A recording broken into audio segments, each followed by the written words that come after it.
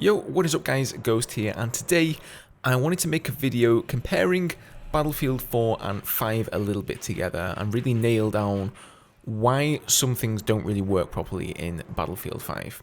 And the main thing that spurred the thought process behind this video is that I see a lot of people complaining about pilots in Battlefield 5 specifically because they're going on 100 kill streaks, and I would say in Battlefield 4 that was, almost like an anomaly. You would never really see anybody go and get 100 kills in the attack jet, for example, in Battlefield 4. But in Battlefield 5, I would say it's almost a normality, it happens quite often. And on the subreddit, I see people complaining about pilots all the time, saying that the Fliegerfaust is just ridiculously underpowered now and they have no chance of taking out enemy pilots. So why is that happening? Why was it considered good in Battlefield 4 to go and get 30, maybe 40 kills in the attack jet, whereas in Battlefield 5, unless you're getting like 100, it's not really impressive? It feels like those numbers have changed quite radically between these Battlefield titles.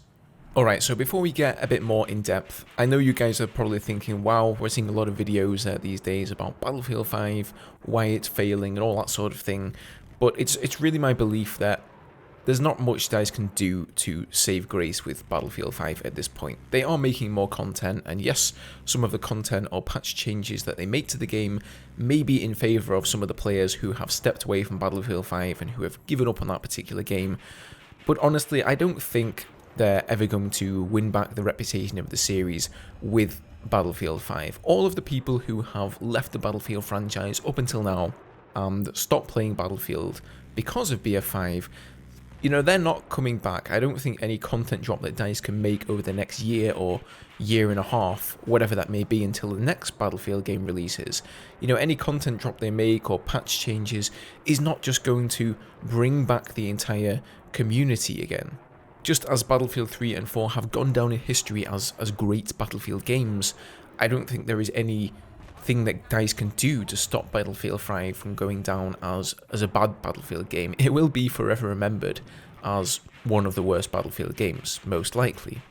Now, of course, they don't really have much of a choice but to carry on making content for the game, as they've announced that the next Battlefield title will only be coming in 2021 at the very earliest. So, they need to keep making money, of course. They want people playing Battlefield 5, buying those cosmetic items on the in-game store so that they can make as much money as they can out of the franchise. So of course, releasing more content and enticing players back to check out that new content is going to make the company more money overall. But I think that DICE themselves have no illusions that the game is pretty much dead in the water, at least in my eyes. I don't know what you guys think, but maybe leave your comments down below. Now that being said, because DICE have made good Battlefield games in the past, fantastic Battlefield games, Battlefield 5 is not going to stop me from buying the next Battlefield title. Most likely, whatever it is, I'm going to buy it. Many of you might say, that's stupid, after Battlefield 5 came out, why would you do that? I honestly think DICE are going to have learned an important lesson from this Battlefield title, and hopefully they've learned to listen properly to what their community want. We're going to get a game that we'll all be happy with. But of course, there will also be players out there who have completely given up on the Battlefield franchise. They will not be coming back. So yeah, a while ago I made a video called Make Battlefield Great Again, and I've been trying to figure out what really made the magic in Battlefield 3 and 4 and what it was in Battlefield 5 that just didn't really do it for people. Was it the mechanics? Was it something that the game was lacking, or something that it had that people didn't want? What was it exactly that, didn't create that same special formula that we all enjoyed in Battlefield 4? And in that video, I kind of went in depth and talked about those Battlefield moments and sort of generalized and summarized that was the thing that was missing from Battlefield 5.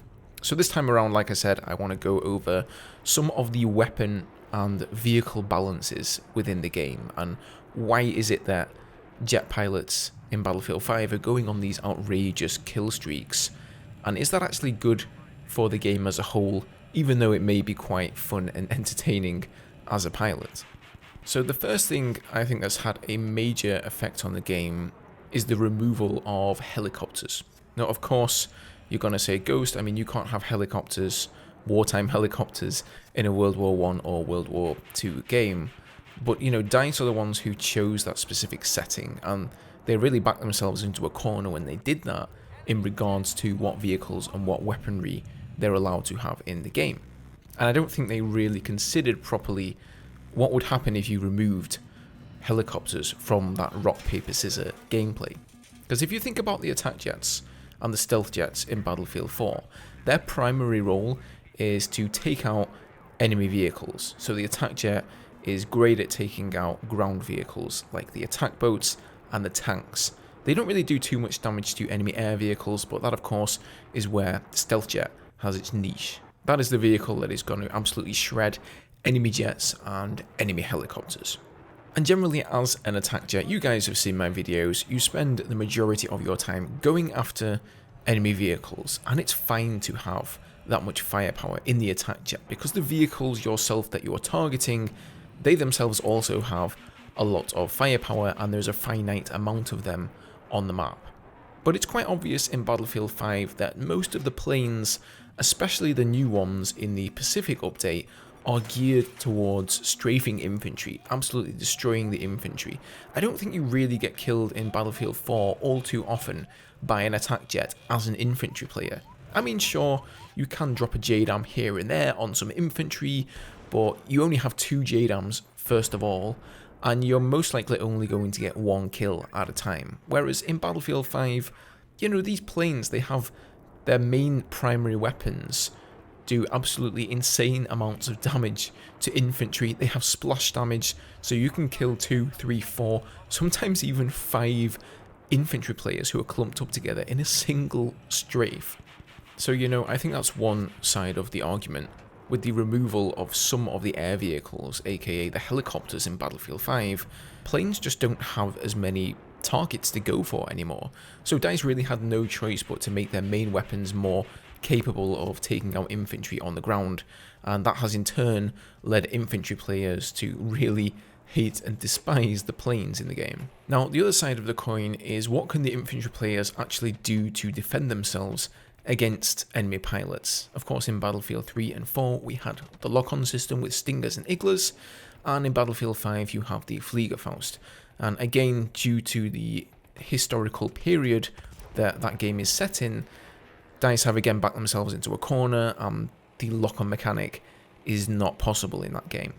Honestly though, I think lock-ons, as annoying as they are for jet pilots to have to deal with, are definitely the better option here.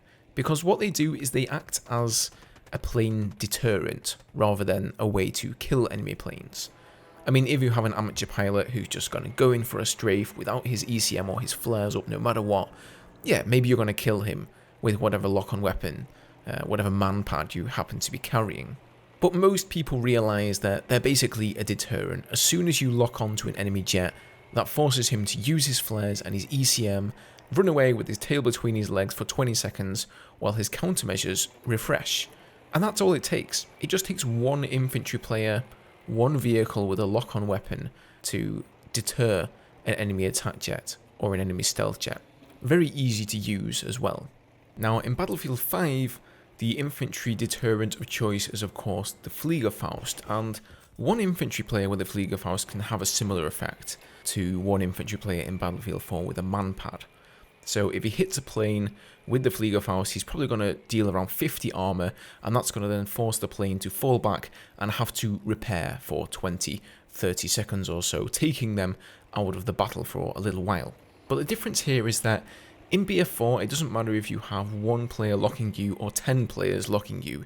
Your countermeasures are going to stop all of those lock-ons and allow you to still get out of dodge with full armor, wait those 20 seconds, and then come back in and rejoin the fight.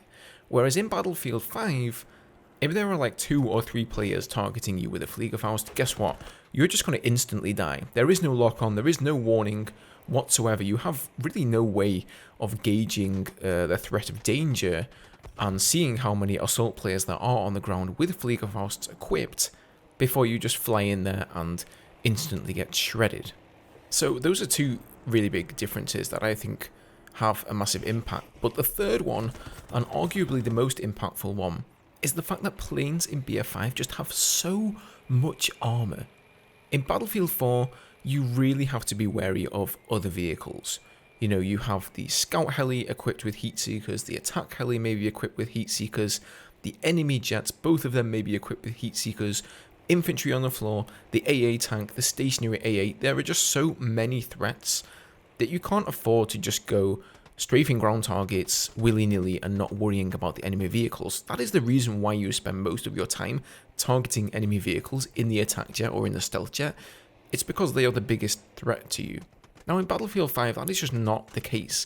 The only threatening vehicles are the enemy planes, and they just have so much health, and you have so much health as well, that you can afford to take a ton of damage mid-strafe and still get out of dodge, get back to your deployment, repair, and then you get into a dogfight with the enemy guy just constantly circling around your redeploy station where you can keep stocking up on your instant repair and keeping the guy behind you at bay.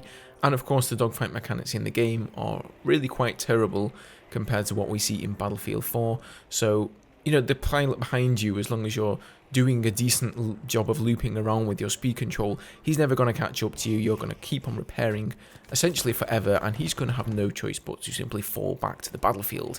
And what this causes is for pilots to never bother engaging each other.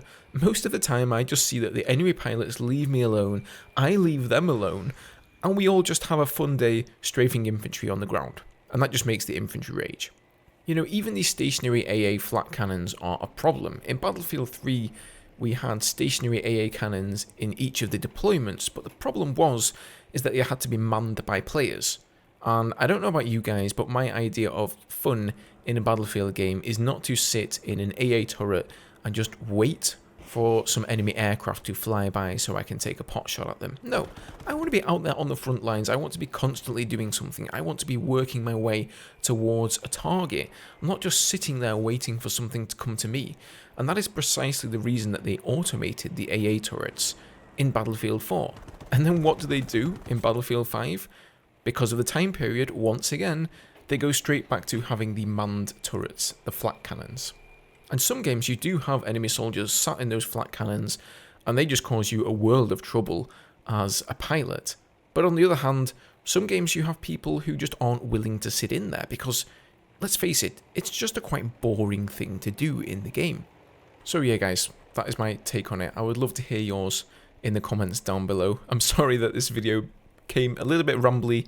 I didn't actually script this one because I don't know, I had the idea and I wanted to put it straight out there, so apologies for that. Well done if you managed to make it all the way through, but please guys, leave your thoughts down below. You know, the reason I'm making this video really is because I don't believe there is much that DICE can do to bring Battlefield 5 back, because many of the problems with the game are so deeply ingrained in the game itself and in its mechanics. And the reason I'm making these sorts of videos is to hopefully point out, you know, what it was exactly that made Battlefield 3 and 4 better games than some of the more recent Battlefield titles, and hopefully DICE can take that forward into the next Battlefield game. Hopefully they're listening to feedback like this and from other creators and that, and hopefully we're not going to see a repeat performance. Thank you for watching guys. Don't forget to leave your comments on the subject down below, as well as a like if you enjoyed the video, subscribe for more Battlefield content, and I'll see you guys in the next one.